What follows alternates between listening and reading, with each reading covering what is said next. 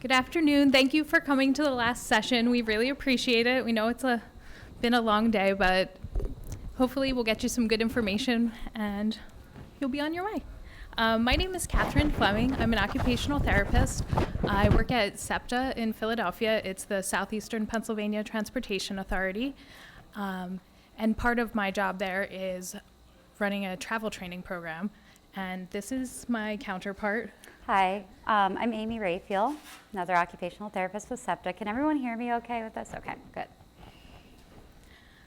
So while you're here, we hope to give you some good information about interventions that you could implement on your own, and goals just to increase the ability to access fixed route. And it can be used with paratransit, but in fixed route is just the trains, buses, anything that rides on the same route is what we refer to as fixed route. And then also identify ideas where you can implement your own travel training sessions for both parents and educators. So we'll give a brief history of how we came to be there and just where we fit into the organization and the city. Has anyone ever travel trained before? Okay, we just want to get an idea. Yeah, and if there's anything we can do to tailor it more towards you, please feel free to ask questions throughout. So we actually started through a Freedom Grant. It allowed SEPTA to start some travel training, and they also were able to build a space. So in our office, we have a bus and a subway platform where you can practice getting on and off, and then just identifying different parts of the bus. So we also outreach schools. We work a lot with transition coordinators, special ed liaisons. A lot of times we'll make contact with the transition coordinator and then maybe have the occupational therapist pick some of the students that we would travel train. We also work with community groups and senior centers in the area. So once someone is selected, they let us know. We implement an individualized travel training program. So we'll get into that in more detail as we go through. Who's familiar with SEPTA? Okay, so it's a huge system. It stands for the Southeastern Pennsylvania Transportation Authority. SEPTA operates buses, trolleys, regional rail, and subways. We have 2 subway lines, 3 trolley lines, pretty extended regional rail system. SEPTA serves 3.9 million people annually throughout 5 counties in the Philadelphia region. It goes to Trenton, New Jersey, Wilmington, Delaware, and then 5 counties around Philadelphia. SEPTA is the 6th largest U.S. transit system by ridership and the 5th largest overall, with 306.9 million trips annually. Currently, SEPTA employs 2 full-time OTs, yours truly. We also have 2 full-time CODAs who are in Philadelphia right now doing paratransit assessments. And that's a certified occupational therapy assistant, just in case. Yeah, just in case you didn't know. They've been with us for a little over a year. We also have level 1 and level 2 occupational therapy graduate students pretty much year-round. And the level 2s are there for full-time for 3 months. So they do a lot of the travel training with us. Right now we have 3. A couple weeks ago we had 5. So we have anywhere from 1 to 5 graduate students at a time. Okay, so our department is called Perk, which stands for Program Eligibility and Regulatory Compliance. So part of the program eligibility, that is referring to paratransit. So I'll get into a little bit more about the ADA in a minute, but we complete 100% of the paratransit assessments in-house. That used to be different before we started. It used to be done through a contractor, and they would have recreational therapists do it or physical therapists, but now it's all done by occupational therapists or the certified OT assistants or the graduate students. So what we do is we complete functional, cognitive, physical, psychological, sometimes 1, sometimes all 3, to help to determine eligibility for paratransit services. Our department is completely committed to accessibility. part of our job and part of our department's job is to help to determine if stations, trains, buses, trolleys, and all other aspects associated with such a large transportation system are accessible, which, as you can imagine, is very difficult to do because it's a huge service area. And then one big part of our job, the paratransit assessments is a big part, but the fun part of our job is the travel training. We provide travel training to many different populations. This is not an exhaustive list. We work with transition age youth, mostly during the school year. We are doing the extended school year right now for a couple schools. We also work with young adults in day programs who've recently graduated from high school. We do homeless outreach. If anyone's familiar with Suburban Station in Philadelphia, it's a huge center city station, and we do have a big issue with the homeless coming in, especially in the winter. So SEPTA helped to fund a program for homeless outreach to get their medical needs met, get meals. They have showers there. So we've done outreaches there before. We go to senior centers and then any other population that needs it. So we're also near McGee Rehab Hospital, so sometimes we'll get someone who might have a new spinal cord injury and isn't comfortable practicing with their new power wheelchair on the bus. So we have a bus in the station so they can practice without feeling uncomfortable getting onto a real bus. As I mentioned, we have the OT student program. And one important part of this program to have these students year-round is that we're teaching the next generation of OTs how to travel train so that they can incorporate that into their practice once they're practicing OTs. So the Americans with Disabilities Act was passed 29 years ago. It covers a lot of different things, buildings, churches. Obviously, we're just going to be talking about public transportation here. It falls under Titles 2 and 3. So it says any person with a disability has a legal right to access public transportation. It requires provision of paratransit services for all agencies providing fixed route services, and it's supposed to serve as a safety net for people who are unable to take fixed route services for whatever reason. Before the ADA, that was not required. The minimum guidelines for accessibility that were set by the ADA include platform barriers for wheelchair safety, sturdy handrails, bridge plates, wheelchair lifts, priority seating, accessible doorways, and adequate lighting. However, this is a wonderful bill, or wonderful law that was passed, but it's an unfunded mandate. So that means that each transit agency has to fund these requirements themselves. They don't get government funding for it. So it's 29 years later.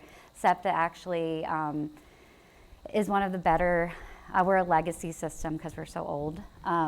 We're one of the better ones in terms of accessibility, but it's not 100% accessible, but we're getting there 29 years later.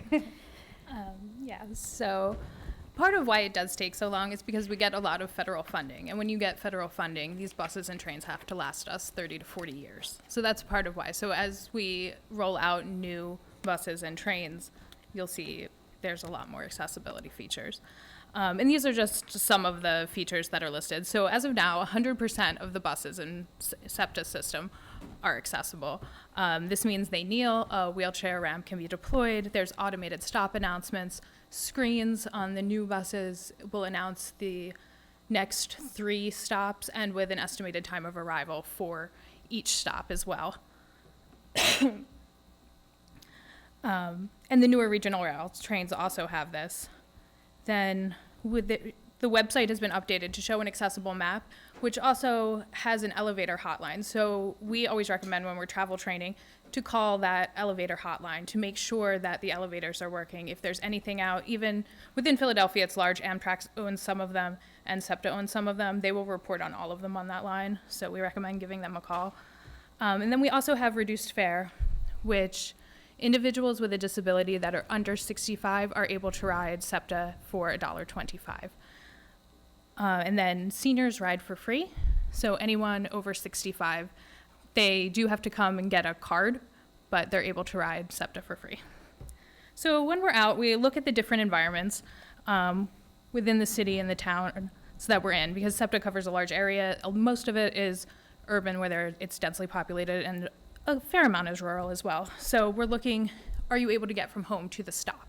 What are those, what does that look like for you? Is the rail in your area accessible?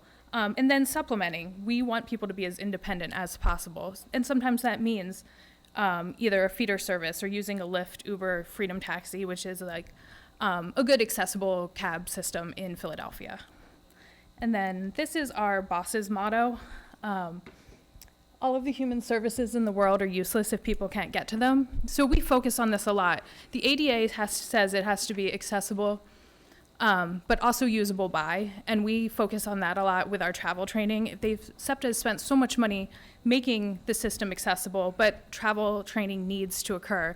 So people are aware of A, their rights, and then B, what is actually available to them when they're riding. Okay, is anyone here an OT? One, okay. So the Occupational Therapy Practice Framework defines driving and community mobility as an IADL, which is an instrumental activity of daily living. ADLs are things you do every day, brushing your teeth, taking a shower, stuff like that. IADLs are things like doing the dishes, doing laundry, cleaning your house. So it falls under IADL. And AOTA defines it as planning and moving around in the community and using public or private transportation such as driving, walking, bicycling, or accessing and riding in buses, taxi cabs, or other transportation systems. So community mobility, however, whatever form that looks like, it contributes to identity, spontaneity, and increased independence. And it enables participation in the things we want and need to do.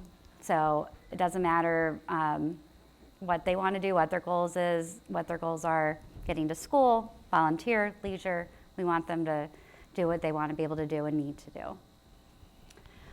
This is not an exhaustive list, but some of the interventions, and we're going to talk more about examples that we use as interventions, but some of the interventions that we work on, they may include a cognitive assessment with compensatory strategies for trip planning, safety awareness, and emergency planning. Training in the different public transportation options, energy conservation strategies, and self-advocacy when interacting with drivers. So SEPTA's frontline drivers, they are required to take an initial ADA awareness class and then refresher classes every 5 years or as needed. So as needed could mean that someone called in and showed that they weren't meeting ADA requirements, then they need to retake that class. And we have had incidents, both report when we've been travel training, our graduate students have been out in the field where drivers have not always been 100% respectful with our students who have visible or invisible disabilities. So we need to teach, especially for the students with invisible disabilities, how to advocate for themselves. We also talk about it with the senior centers. If you're in a wheelchair, or using a cane, some of the seniors we work with don't know that it's their right to ask the bus driver.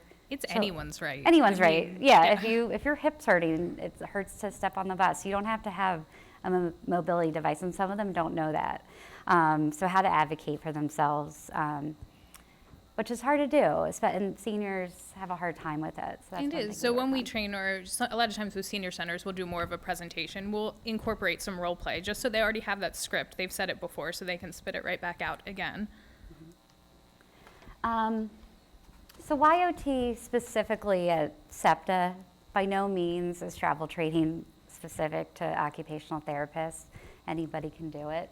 One reason we were hired is we are uniquely qualified for a number of reasons. We're skilled in activity analysis, but one theory that we use a lot in OT in general, but especially in this setting, is the PEO model, which is the person, environment, and occupation. So you can see that they all overlap, and our goal is to enable the person within their environment and whatever occupation they want to participate in to overlap so that we can help them increase their independence as much as possible. So what we do is we basically do a short task analysis. We look at the cognition, the physical, emotional, and social aspects of what's going on with someone, and then we come up with a plan. So we make goals. They don't always have to stay the same. I like to encourage everyone. It's a lot of trial and error. The exposure, just travel training, really helps. It's fine to revise the plan. But we want to get someone functioning at their highest level of independence. So there are many different definitions of success that we have for an individual. Like a lot of times, especially when we're working in the schools, just having someone be able to do the trip from home to a job is a huge success for us. They might not necessarily be independent on the rest of their trips. Paratransit can supplement for that. And while paratransit is an important safety net, it really does take away some level of independence. You have to call for a reservation 1 to 3 days in advance. There's a large time window of when you're picked up or dropped off. So if we can train you to take fixed route, it really does give back that independence. So a lot of times when we are out, first we have to address both the real and perceived barriers. I generally say we've all been travel trained if we take SEPTA at some point. But sometimes in senior centers, we'll hear a lot of fear of falling if the driver takes off before they're able to reach the seat. So teaching, hey, can you wait for a second until I'm seated? The driver not deploying the ramp. So anyone can ask for this. We go over this a lot. Apparently it used to not happen a lot, but with the updated buses, it really shouldn't be a big deal. Or no available seating. And that does happen sometimes. I get on and I can't sit sometimes. So that we have a senior rush hour, it's from 10 to 2. In Philadelphia, SEPTA works as the public school transportation for a lot of students, and there's a lot of students on the bus at once. It can be very overwhelming. If you have any sensory issues, it can be very loud. And so there's that anxiety too, just being in crowds, not being sure how to interact with the driver or someone if you need help. So we go over a lot of this, and a lot of it is really going over scripts to address it. So they kind of have a plan mapped out in advance. Okay, so what do we do when we train? Most important thing is to assess safety. We use a combination of a Chance to Ride curriculum, which we have the link later on, but if you just Google the Kennedy Center Chance to Ride, it's open source. They have 6 lessons, which I'll go into in a second. We also use a combination of Easter Seals curriculum and then OT. So it's a combination of 3 things. We'll go on an initial simple trip. That could just be like, we'll walk to the closest bus stop, we'll go to a strip mall and back. Just a very simple trip to get an idea of where they're at. And we really set them up for success on this trip. We really try and make sure everything goes right. And we do get a big range of students who may have lived in Philly their whole life and have never taken the bus, or have always taken it with a sibling or a parent. Or people who already take the bus to school, but they only know how to get to school and need to be taught if they need to transfer, how to get on another route. So we'll go on that initial simple trip. After that trip, we'll write individualized goals for each student. Typically, we'll work with them for about 8 to 10 weeks towards their goals. At the end of the 8 to 10 weeks, we will write a transition report that we send to the transition coordinator, which goes into their IEP, where we'll make recommendations. Sometimes we feel like they've plateaued and they're ready to be discharged. Sometimes we feel like, they could maybe use another few sessions. So it depends on the person and the goals that they've achieved, or just how they're doing. So yeah, sometimes we can revisit it in a year, but sometimes back to back necessarily and isn't sometimes effective. the transition coordinators don't always, they'll give us the same students like for the whole year. And at that point, like, it's really kind of useless. Like, it's not appropriate to work with a student for a whole year on the same kind of trip, especially when they plateaued. So a Chance to Ride curriculum, again, it's open source, it's very helpful. There's 6 travel training lessons. They're pretty extensive, and it depends on the level of the student. So some of the students are higher level. They can get through those 6 lessons in a few sessions. Sometimes it takes multiple times going over one lesson. It all depends on what the student needs. So it covers things like interacting with individuals in the community, appropriate interaction. We do work with a lot of students with a diagnosis of autism. They don't always know how to appropriately interact with the bus driver or strangers on the bus. Identifying signs and traffic symbols, pedestrian safety and awareness of surroundings, preparing for your trip, travel practice, and expect the unexpected, dealing with the what-ifs. So we use this, yes? Does that curriculum include an assessment or evaluation, or is it just lessons? Say that again? Does it It does. include any evaluation? Yes, we're gonna get to that. So she asked if there was an assessment included in that Chance to Ride curriculum, and there is. There's a pre and post, and we've done a small study where we actually used that as our data collection method. Yeah, it's very easy. We have a slide about it. It's very easy to keep track of progress that they're making. So again, we use this as a guide, but and we have our graduate students use this, but you can make it your own. The lessons, for example, if you're talking about what to do in an emergency, the lesson is how to dial 911. We have to get some buy-in from the students. It can be dry material, and these are high school students. We're like, sometimes they're very excited because we do go on fun trips. But that's not the point of where we're going. It's the skills we're working on. So we need to make it a little more interesting, and we brought some of the games and interventions that we use. Yes?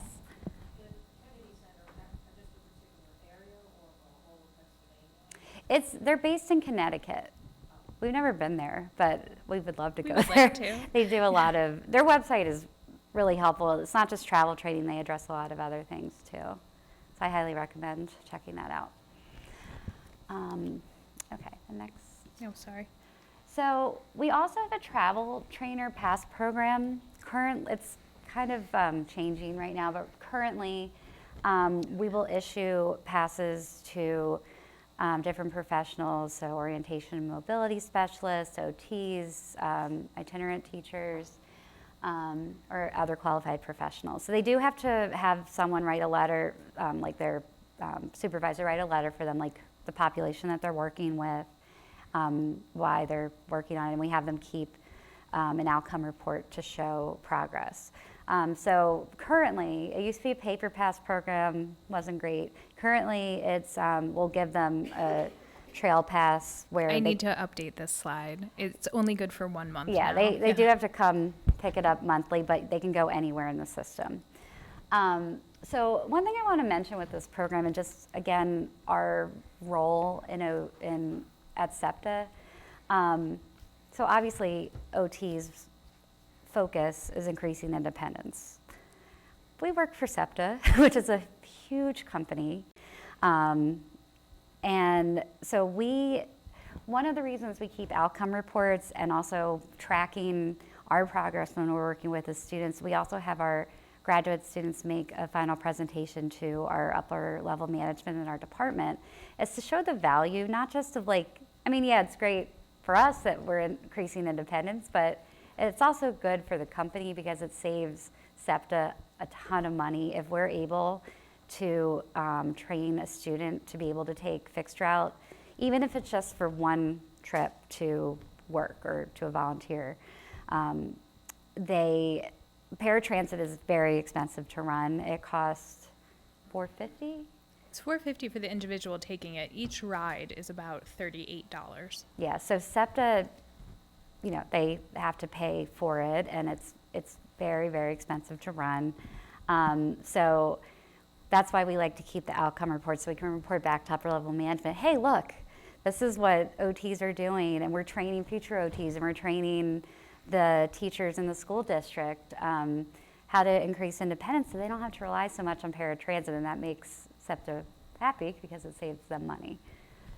Yeah, we do feel very lucky. It tends to work out for all groups involved, both the schools, because a lot of the schools that we work in are understaffed and did not have the resources to actually travel train to the extent that they should. Oh, and I should mention too, when we first started, we saw a lot of IEPs where the travel training was put into the IEP as being able to walk onto a paratransit vehicle.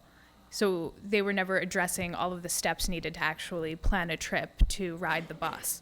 So we've kind of worked with the schools to address that as well. And it's nice that they're getting an update from us when they're done. And with that, when you were talking about the data collection that we do, this is another form of data collection, in my opinion. We view feedback as a gift. So when things don't go right, we really encourage our trainers to call it in or go to the website. I've had things go wrong when I'm travel training, and I'm so upset about how the student I'm working with has been treated that I might want to kind of not get on, but I'll get on. You need a lot of information when you're making the report, so I just sit there and I'll fill it out because they end up asking you for like the time and date, the boarding location, what the bus number is, and a description of the driver. So usually I just get on, and then when things go right or a driver really does a nice, appropriate job, because a lot of times we'll run into someone either does things too well or too terribly.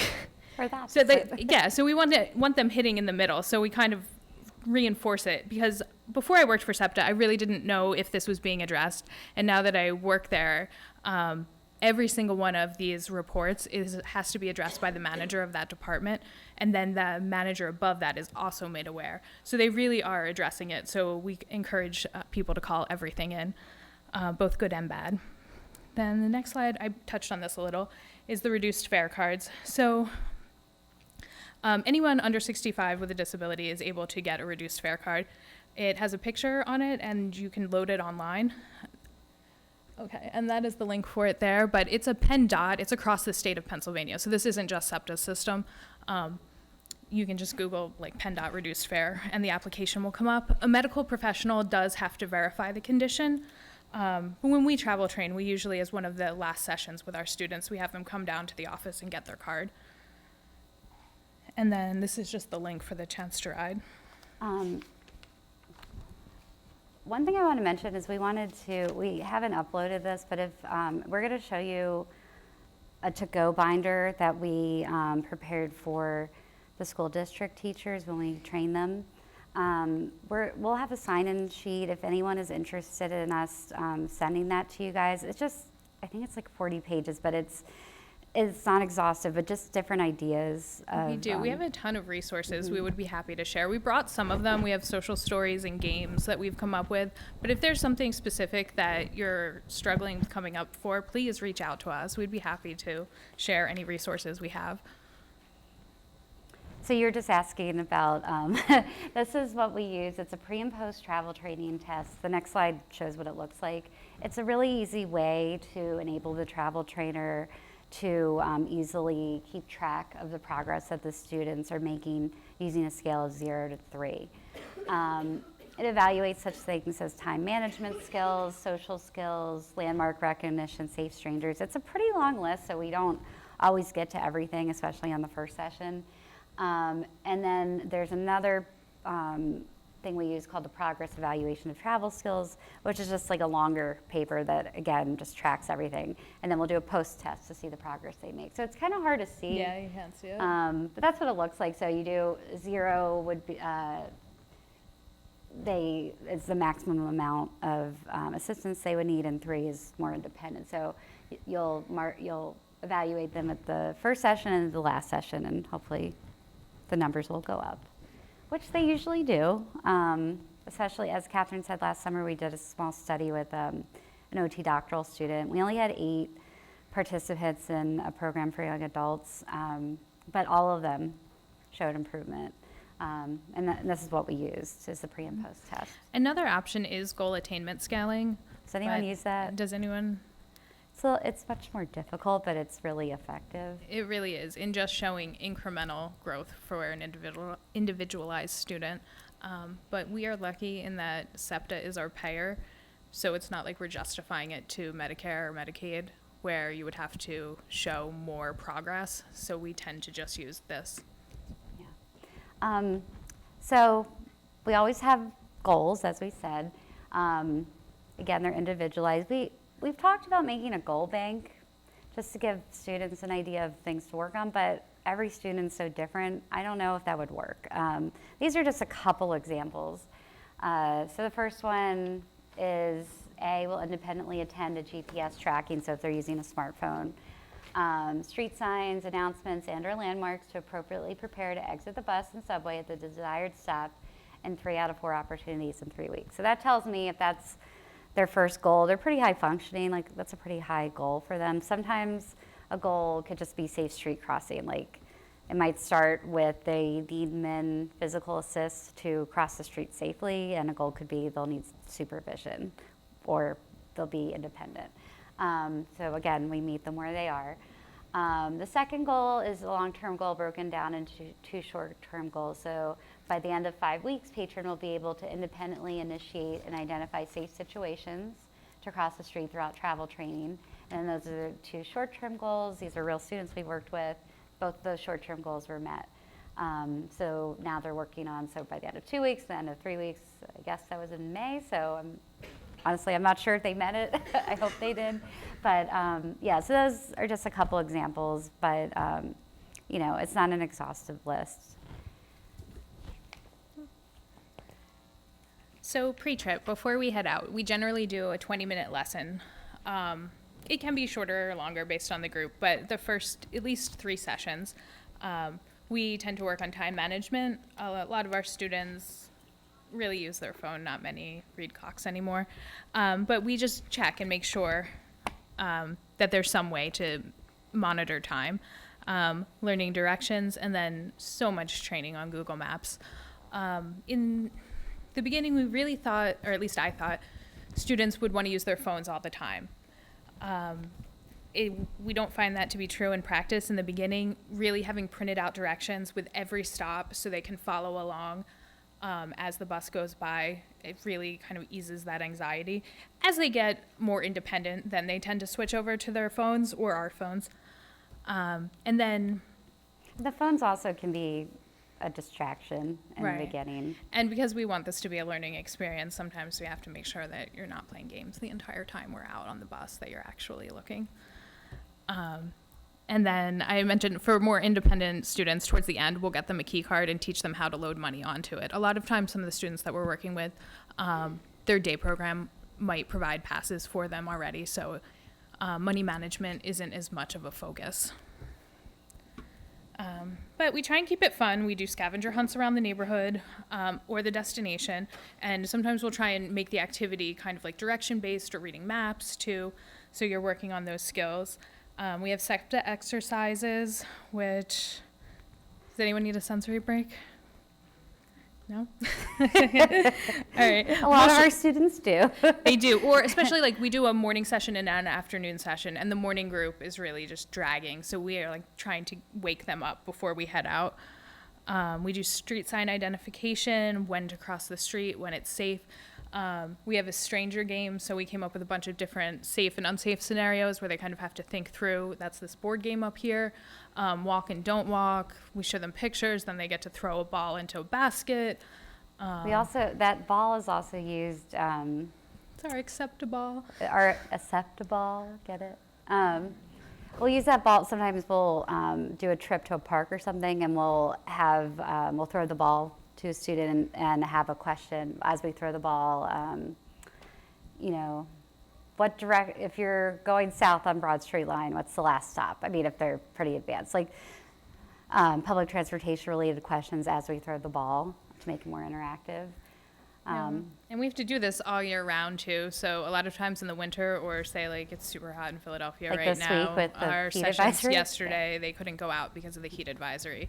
So a lot of these are our Plan B activities. So we can at least get some of that information to them. And these are the exercises. So we tried to incorporate everything into what you need to do, like jumping jacks, waving down the bus. And we did have a student once who, like, we'll do this sometimes before we go out just to get them, to wake them up. It's a nice way to warm up the day. But we had this student who took it a little too literally. So waving down the bus, he was actually like going like this, like jumpy jacks. And the bus driver's like, "You don't need to do that." And he was like, "The bus driver like seemed mad at me." And I was like, "It's okay." I know, and I do think we weren't in the best neighborhood. I think the driver was trying to kind of protect him, like, "Hey, I'll stop. You don't need to wave at me every single time." But it's just a good warm up to like go over some of, the actual physical skills you would need to do to get on the bus, but also to wake them up because we do have students who are dragging. It's good for, it's good for us too. We run low. I run low in the morning. All right. So again, if anyone's interested in the to-go binder, we can email them to you. So we do have a couple examples of pre-travel checklists that we use. Some have visuals, some do not. Check the weather, appropriate clothing, accessories for the weather.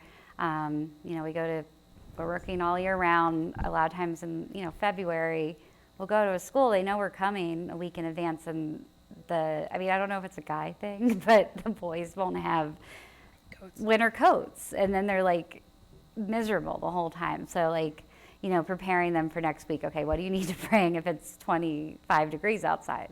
Or we had a young woman who would always wear really short skirts all year round. We're like, you're not cold? No, I'm fine. And then she'd be like shivering. So identifying appropriate clothing. Use the bathroom, make sure you have your travel pass, and time management. So what time do we need to leave the school to get to the bus? We need to incorporate walking there. What time do we have to leave our destination to get back to school on time for lunch or back to school to catch your bus? Getting to the fixed route stop will identify street crossing safety, street sign identification, landmark recognition, finding the correct bus route, stop direction, and communicating with the bus driver the desire to board. A lot of the students will just stand there, and sometimes in Philly there's like a stop with four or five different routes, and the bus driver will just go by you if you don't communicate with them somehow that you want to get on. As we said, we did have one student who really took that seriously, but other students don't, so teaching them that. We have some navigation aids that we use. I can pass this around. Yeah, the stop identification card, it just says the route that you want and the destination you're going to. So you give this to the bus driver when you get on the bus, like, I want to get off at this stop. Can you let me know when we're there? Because, even for me on a new bus route, it's a great tool just for trip planning. Yeah. As Catherine said, we do individualized social stories. We have some here if you want to take a look at them. And if anyone would like those stop assistance cards, if they do travel training, you can order them through that number. Bus drivers don't know what they are sometimes, but it's very easily explained. Yep. And these are just some pictures of the apps. There's a Transit Watch app, which is great because we teach our students not to intervene. A lot of times, students will see something that's not an appropriate behavior and comment on it or want to intervene, and we kind of use the Transit app as a way to keep everyone safe in that situation.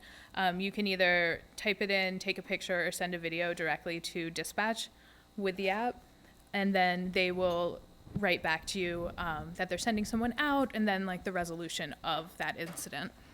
The other is just the SEPTA app of the bus schedule.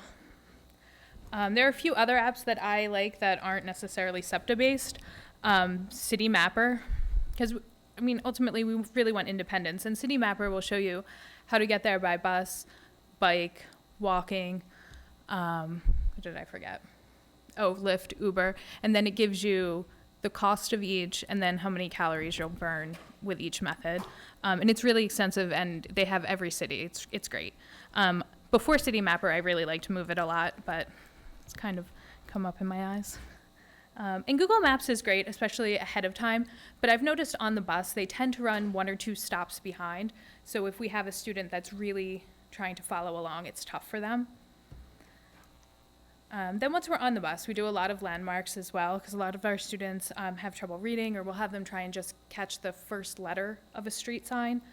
So on the way out, we'll say, hey, there's Party City. Remember that on the way back, Party City is when we're going to pack our stuff and make sure we're getting ready to get off. Just to act appropriately, sit appropriately, only take up one seat, don't put your feet on the seat. If you're able to, not sit in the disability seating, move towards the back. Then making sure you can see outside of the bus while you're moving along. And then so much anxiety around pulling the cord to get off. So having a get ready stop. Usually I do that 2 stops ahead. Get ready, pack your stuff. Okay. Then there's like a buffer stop. Then you pull the cord. And as we're working with them, like in the beginning, we'll sit next to them. We'll cue them a lot sometimes. Like some of them are clearly not paying attention to where we are.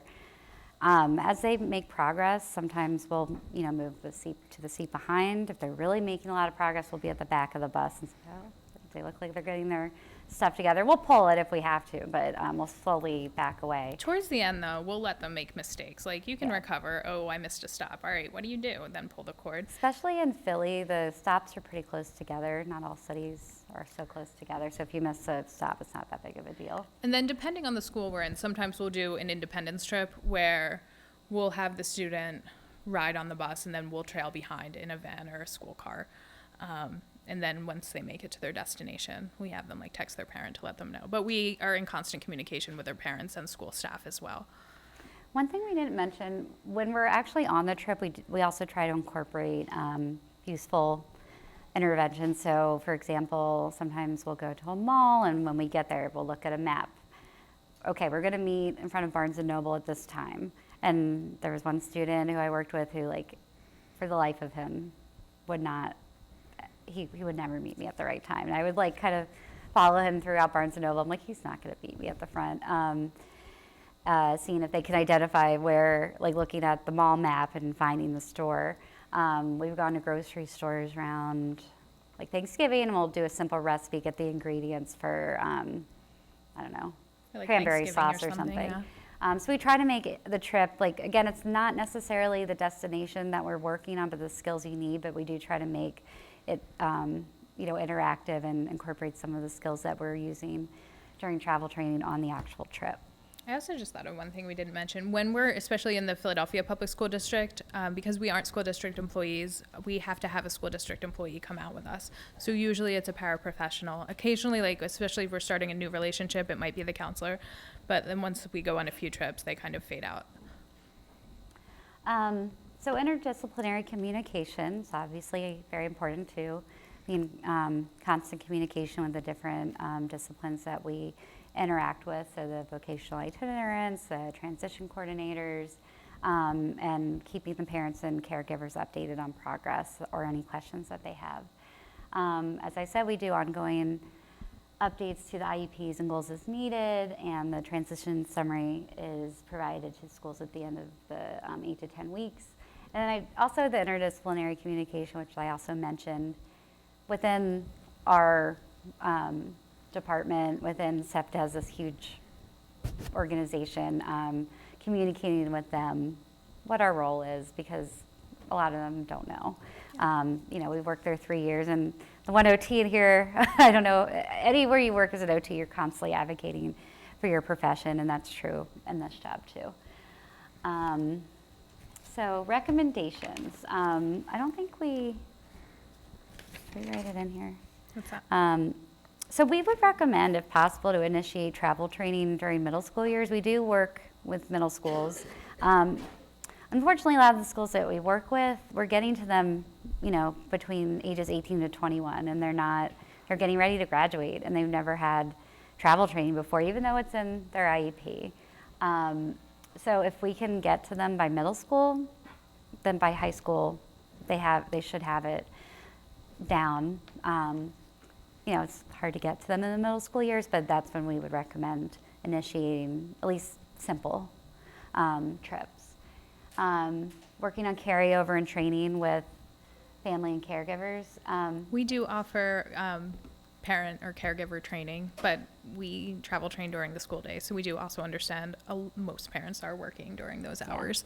And if possible, we invite the parents to come with us. They want to see what we're working on with the student. Again, it's difficult during working hours. And as I said, travel training can be implemented across all ages by school staff and families. The other thing is, I don't know about your transit agencies.